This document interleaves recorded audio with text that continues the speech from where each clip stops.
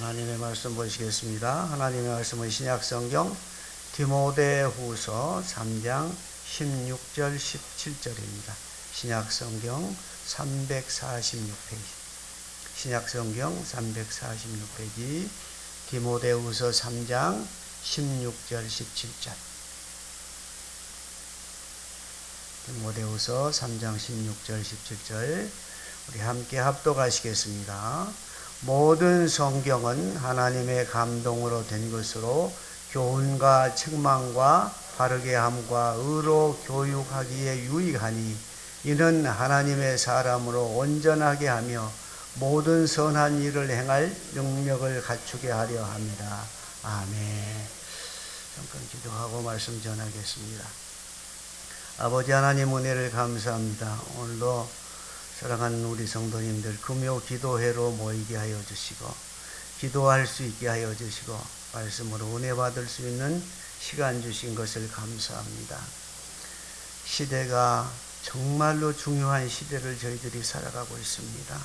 먼저 저희들의 신앙을 돌아보게 하여 주시고 주님 앞에 잘못된 것 있으면 회개할 수 있게 하여 주시고 기도와 말씀으로 굳건히 서서 하나님께서 저희들에게 주신 이 사명 감당할 수 있도록 역사하여 주옵소서. 우리도 알지 못하는 순간에 하나님께로부터 부여받은 귀한 사명들이 있습니다. 이 귀한 사명 깨달을 수 있게 하여 주시고 감당할 수 있는 힘과 능력을 공급받는 말씀의 시간이 되도록 역사하여 주옵소서. 예수님의 이름으로 감사하고 기도 올리옵나이다. 아멘. 감사합니다. 우리 옆 사람 바라보면서 오직 예수님 뿐입니다. 예수님 뿐입니다. 다시 한 번 더요. 오직 예수님 뿐입니다. 감사합니다. 그 예수님이 마지막 때에 우리를 승리할 수 있도록 능력을 주셔서 등이 하늘의 복과 땅의 복을 다 누리며 살아갈 수 있는 복된 우리 성도님들 다 되도록 만들어 주실 것입니다. 디모데후서는 사도 바울이 순교하기 AD 67년에 순교하기 바로 직전에 썼던 사도 바울 서신 중에 맨 마지막 쓰여진 그런 서신입니다. 디모데후서는 사랑하는 믿음의 아들인 디모데에게 믿음을 잘 지켜나가고 담대하게 말씀을 전하라고 하는 그런 당부의 말씀으로 주신 말씀입니다. 이 말씀은 디모데에게만 해당된 게 아니고 오늘 살아가는 우리에게도 역시 동일하게 성령님을 통해서 믿음에 굳게 서서 하나님의 말씀을 신앙을 잘 지켜나가라 하는 그런 내용의 말씀으로 우리가 받아들여야 할 것입니다. 사실 우리가 신앙생활 하는 데는 가장 중요한 것이 신앙의 기초입니다. 기초가 튼튼하면 어떠한 어려움에 있어도 모든 것에 넘어지지 않고 우리가 이겨나갈 수 있습니다. 요즘에는 이단들도 그 연합회가 있어가지고 자기들끼리 이렇게 옷 색깔을 딱 구분해가지고 교회가 있으면 어느 교회를 집중적으로 공략할 교회가 있으면 그 교회를 빙빙 돈답니다. 땅밟기를 하는 거야. 색깔별로 있고 신천지는 무슨 색 또 무슨 뭐 있죠. 걔들 정명석이 이것들은 또 무슨 색깔 이렇게 옷을 입고 빙빙 돈답니다. 깜짝 놀랐어요. 이단들도 그렇게 난리법석들을 하고 있습니다. 그러나 국내적으로는 그런 것들 이런 것들 여러 가지로 복잡스러운 교계 내용들이 많이 있습니다만 사실 외국에서 바라보는 한국 교회는 그래도 지구상에서 가장 복음적인 신앙을 보수적인 신앙을 잘 지키는 나라로 그렇게 보고 있습니다. 그래서 외국에 나가면 유럽이나 미국만 가도 예수를 가장 잘 믿는 나라 이렇게들 알아주고 있습니다. 국내적으로는 교계적으로 여러 가지 어려운 것들도 있고 이단들도 여러 가지 활동을 많이 합니다만 외국에서 봤을 때는 한국은 예수를 제일 잘 믿는 나라 이렇게 보고 있습니다. 또 여기에 우리의 사명이 있는 것입니다. 우리의 책임이 있는 것입니다. 왜냐하면 외국에서 바라보는 그 눈들이 한국은 예수를 잘 믿는 나라 여기에 우리의 복음적인 사명이 있는 것입니다. 그리고 국가적으로 봐도 여러 가지 요즘은 복잡하지요. 미국의 대통령 선거가 다가오니까 엉뚱한 얘기들이 나오고 또 뭐 입만 열리면 말하는 사람 있잖아요. 뭐 방위비 더 주라 핵 하는 얘기들이 나오는데 그 속에 우리가 영적으로 이런 소리를 들어야 됩니다. 동북아 질서를 2050년대에 동북아 질서의 새로운 질서에 말이 시작이 됐다 이렇게 받아들여야 됩니다. 요거 이 가운데는 뭐냐, 우리가 기도해라고 하는 중요한 메시지가 들어있습니다. 하나님께서는 이미 예수 잘 믿는 나라 대한민국을 통해서 동북아 질서를, 새로운 질서를 재편하는데 그 중에 중심에 서게 할 것이라는 그런 메시지가 들어있는 것으로 저는 받아들입니다. 거기에 우리가 기도해야 할 제목이 있는 것이고 우리의 사명이 있는 것 아니겠습니까? 시대를 살아가면서 성령이 충만한 사람에게는 역사의 미래를 바라보는 눈을 열어주신다고 그랬습니다. 기도해야 되지 않겠습니까? 우연히 그런 얘기가 나온 말이 아니고 트럼프는 상당히 보수적인 신앙의 사람으로 알고 있습니다. 그런 사람들을 통해서 우리가 엉뚱한 얘기 이렇게 받아들일 것이 아니라 그 말 속에 정말로 하나님께서 우리에게 주시는 메시지가 들어있다. 이런 것을 분석할 줄 알고 받아들일 줄 아는 영적 민감함이 있어야 됩니다. 그렇게 됐을 때 우리에게 하나님께서 미래를 감당할 수 있는 준비를 하라고 하는 그 말, 그 속에 기도하는 우리에게 하나님께서는 우리에게 미래를 맡겨주실 것입니다. 그리고 우리의 후손들에게 그러한 복된 미래를 맡겨주실 것입니다. 이러한 여러 가지로 국내적으로 또 교회적으로 어렵고 험난한 이런 시대를 살면서 우리는 다시 한번 다져봐야 할 것이, 우리의 신앙의 기초를 다시 한번 다져봐야 되겠다 하는 그런 생각이 들어서 오늘 이 말씀을 본문 말씀으로 선택을 했습니다. 첫 번째로 우리는 다섯 가지 신앙의 기초 원리가 있는데 첫 번째로는 창조신앙입니다. 하나님께서 천지를 창조하셨다고 하는 그 창조신앙입니다. 창세기 1장 1절에 태초에 하나님이 천지를 창조하시니라 이랬는데, 천지라고 하는 것은 존재하는 모든 것들을 얘기합니다. 천지를 창조하셨다는 것은 땅과 바다를 얘기하는 것이 아니고 하나님께서 창조한 존재하는 모든 것, 이것을 천지라고 얘기할 수 있습니다. 하나님께서 천지를 창조하셨다는 그 천지 창조의 신앙이 잘못돼 버리면 성경 전체가 틀어져 버립니다. 기본 틀이 틀어져 버립니다. 그래서 우리가 하나님께서 천지를 창조하셨다는 거기에서부터 성경이 시작이 되어야 됩니다.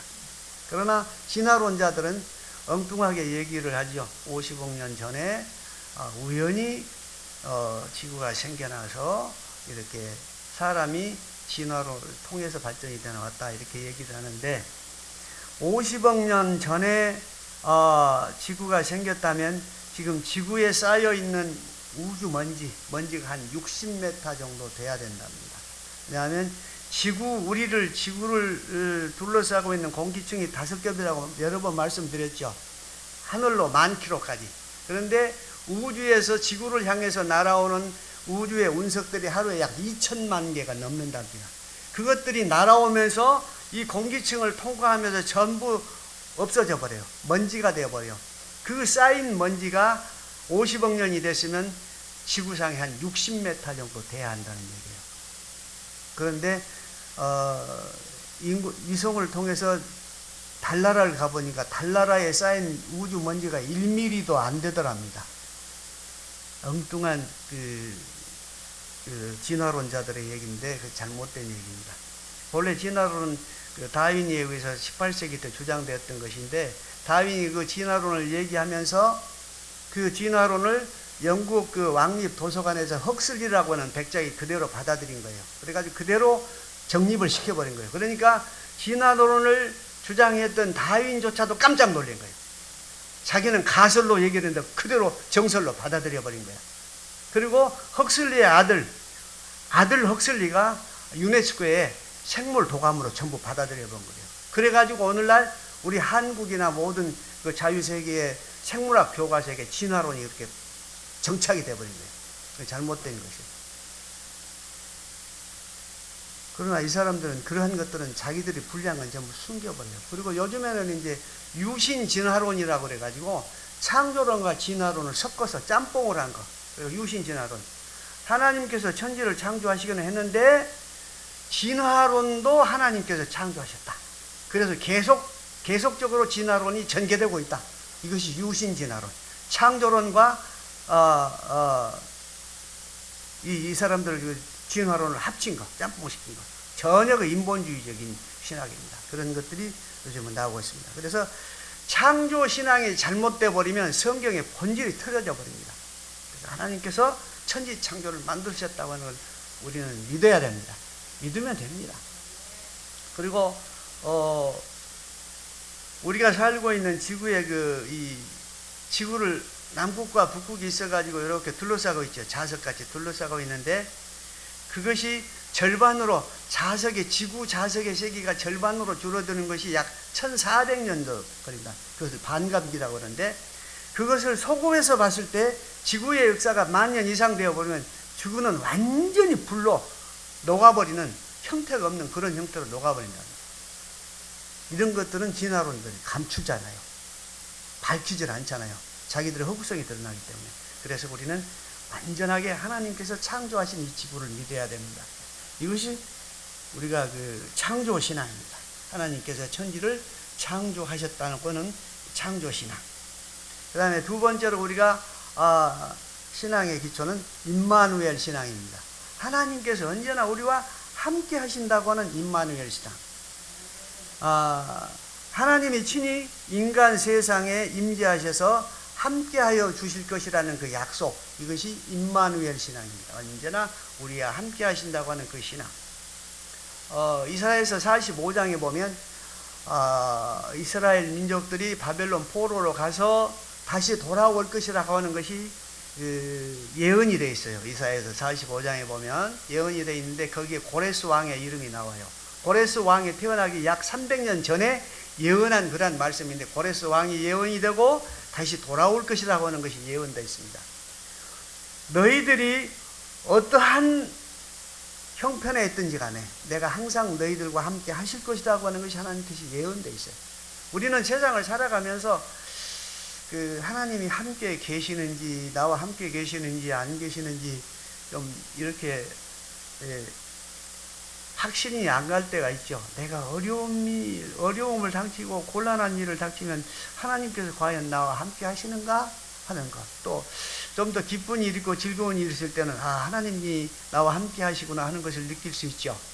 그런데 사실 기쁘고 질쁘고 몸이 병들고 평안하고 건강하고 그 문제를 초월해서 내 생명이 존재하고 있다는 것 그 자체가 하나님이 나와 함께 하신다고 하는 증거입니다. 임마누엘. 특히 예수 그리스도를 구주로 영접한 우리에게는 내 생명이 존재하고 있다는 그것 자체가 곧 임마누엘 하나님이 나와 함께 계신다고 하는 증거입니다. 슬프거나 기쁘거나 잠잘 때는 우리 하나님이 함께 안 했습니까? 잠잘 때나 낮에 활동할 때는 언제나 하나님이 우리 함께 하십니다. 그리고 하나님께서 천지를 창조하시고 하나님께서 주관하시는 그 하나님의 영역 안에서 우리가 살잖아요. 그렇기 때문에 항상 우리는 하나님과 함께 계십니다. 그리고 성령님을 우리 안에 주셔서 그 성령님이 우리로 하여금 늘 하나님이 함께 하시는 것을 깨닫게 해주시잖아요. 그래서 임마누엘 하나님이 우리와 함께 하신다고 하는 이 신앙을 또 가져야 됩니다. 그 다음에 세 번째로는 십자가 신앙입니다. 십자가 신앙. 예수님께서 하나님이 친히 인간의 몸을 입고 와서 우리 죄를 위하여 십자가에 못 박혀 돌아가시고 그것을 믿는 자에게는 구원을 주시겠다고 우리에게 구원의 길을 열어주셨잖아요.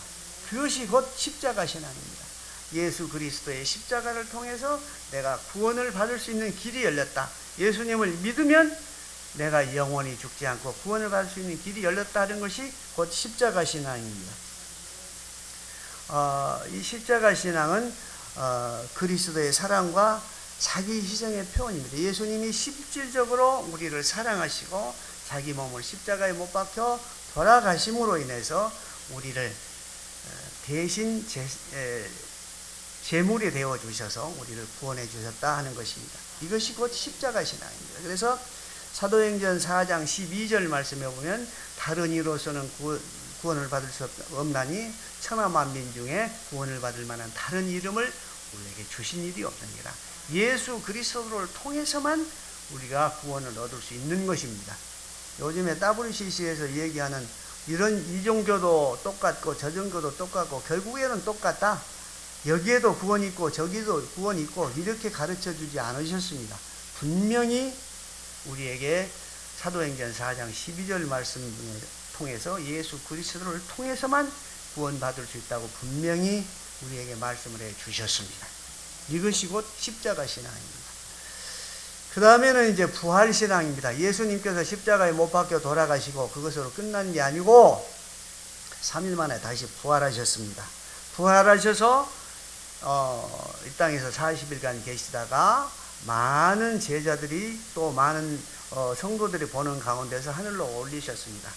사도행전 1장 11절 말씀에 보면 너희 가운데 하늘로 올려오신 이 예수는 너희가 본 그대로 다시 오리라 이렇게 말씀하셨습니다. 누가 하신 말씀입니까? 예수님께서 하신 말씀이에요. 양편에 있는 천사들이 그렇게 얘기했잖아요. 너희 가운데 하늘로 올리신 이 예수는 너희가 본 그대로 다시 오리라. 예수님이 다시 오실 징조들이 많이 나타나고 있잖아요. 부활은 역사적인 사건입니다.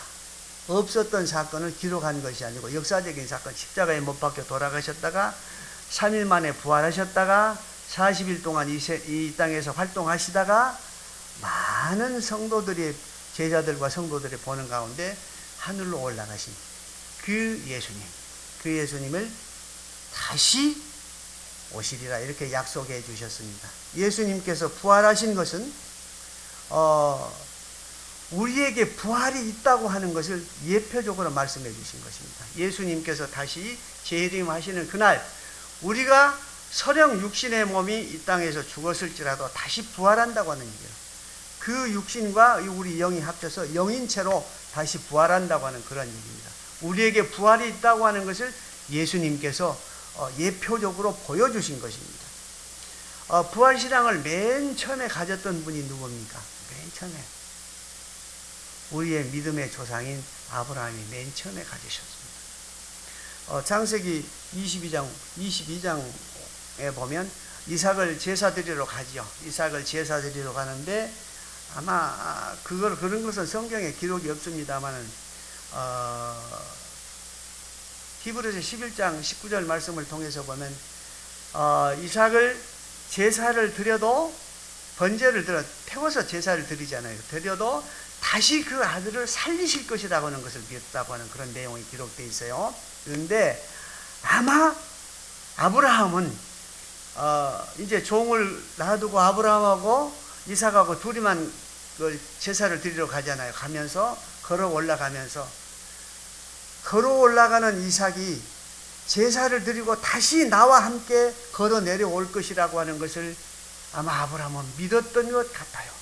그래서 히브리서 기자는 11장 19절에서 그 아들을 다시 얻은 것이라고 이렇게 기록을 하시잖아요. 그 아들을 다시 살려주실 것이라고는 그 부활의 신앙을 가지고 이삭을 제사를 드리러 갔던 것으로 그렇게 추정이 됩니다. 기록은 없습니다. 그렇게 추정이 됩니다. 그런 신앙이 없었으면 이삭을 제사를 드리러 가지 못했을 것이다 그런 생각이 들잖아요. 맨 처음 부활 신앙을 가졌던 분은 믿음의 조상 아브라함입니다. 다시 말씀드려서 예수님이 부활하실 것을 예표해 주셨던 그러한 사건이 아브라함의 신앙에 들어있는 것입니다. 부활신앙, 예수님께서 3일 만에 부활하신 것처럼 우리도 다시 부활하실 것이라고 하는 것이 부활신앙입니다. 다섯 번째로는 재림신앙입니다. 예수님께서 다시 오신다 하는 것입니다. 파루시아라 그러죠. The second coming of Christ. 예수님이 다시 오실 것이라고 하는 거, 파루시아. 또 우리가 마라나타 이렇게 얘기하죠. 요한계시록 22장 20절 말씀에 21절까지 있습니다만은 21절은 인사말이고 20절이 끝입니다. 사실 예수님께서 다시 오신다고 이렇게 말씀을 해 주셨습니다. 승천하신 예수님께서 다시 오실 것을 떠나는 것, 그것이 곧 재림신앙입니다. 재림의 시기에 대해서는 아무도 모르죠. 하늘에 계신 아버지 외에는 아들도 아무도 모른다고 이렇게 얘기했습니다. 그러나 재림의 징조는 많이 나타나고 있죠. 난리와 소문. 마태복음 24장에 보면 여러 가지 그 재림의 현상들이 자세히 나타나 있습니다. 난리와 소문, 또 거짓 선지자들의 출현, 또 거짓 선지자들의 표적과 기사. 성령에 의해서 표적과 기사가 나타난 게 아니고 악한 그 사탄에 의해서도 표적과 기사가 나타납니다. 혼동해서는 안 됩니다. 표적과 이적이 있다고 해서 우리가 따라가서는 안 됩니다. 반드시 말씀을 통해서 말씀의 기준에 맞느냐 틀리냐에 따라서 판단해야지, 이적과 기적을 보고 그냥 따라가 버리면 안 됩니다. 난리와 소문, 또 거짓 선지자들이 많이 나타나는데, 조금 전에도 말씀드렸지만 이란들도 연합회가 있어가지고 옷을 색깔로 갈아입고 교회를 이렇게 땅밟기를 한다네요. 땅밟기를 해. 이거 깜짝 놀랄 일이요. 가까운 곳에서 그런 일이 얼마 전에 일어났어요. 깜짝 놀랄 일이요. 우리가 교회만 연합회가 있고 지역별 연합회가 있는 게 아니라 이단들도 요즘에는 이제 연합회를 가지고 자기들끼리 뭉친다네요. 참 이제 별꼴들이에요, 별꼴들. 말세가 되니까 별꼴들이 다 나타나요. 또 배도하는 일이 많이 일어난다, 이렇게 기록되어 있습니다. 배도하는 일이 뭐냐면 교회를 다니다가 이단으로 빠져나가, 이단이 설교 속에 빠져나가. 이것이 배도하는 일이에요. 배도하는 일이 다른 것 아니에요.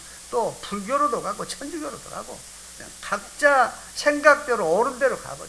이것이 배도하는 일입니다. 배도하는 일이 많이 일어난다. 또 마지막 때가 되면 천국 복음이 온 세상에 전파된다. 이건 이제 선교와도 관련된 그러한 문제입니다만은, 선교라 그러면 한국이 세계 단독 톱이죠.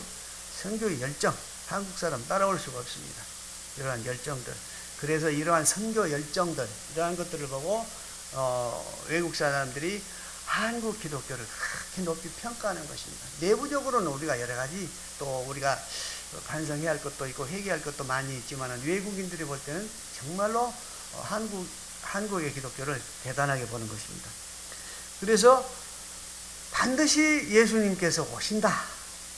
그때는 언제일지 모르지만 오신다 하는 것 반드시 믿어야 됩니다. 그러니까 밤에 오실런지 아침에 오실런지, 또 전체적으로 우주적인 종말, 예수님께서 재림하시는 때가 있지만은 개인적인 종말이 있잖아요. 내 생명이 끊어지는 것, 그것이 개인적으로는 종말이잖아요. 내 종말이 언제 올지는 모르기 때문에 항상 준비하고 믿음의 굳건히 서서 있어야 되지 않겠습니까? 이것이 재림신앙입니다. 우리가 5가지 신앙을 말씀드렸습니다. 기초신앙을. 첫 번째는 뭐라고 그랬습니까? 창조신앙. 두 번째로는 임마누엘 신앙. 그 다음에는 십자가 신앙. 그 다음에는 부활신앙. 그 다음에는 재림신앙. 이 5가지. 이 5가지 신앙의 기초에 확신을 가지고 매일처럼 나가게 되면 반드시 성령님께서 우리를 인도하십니다.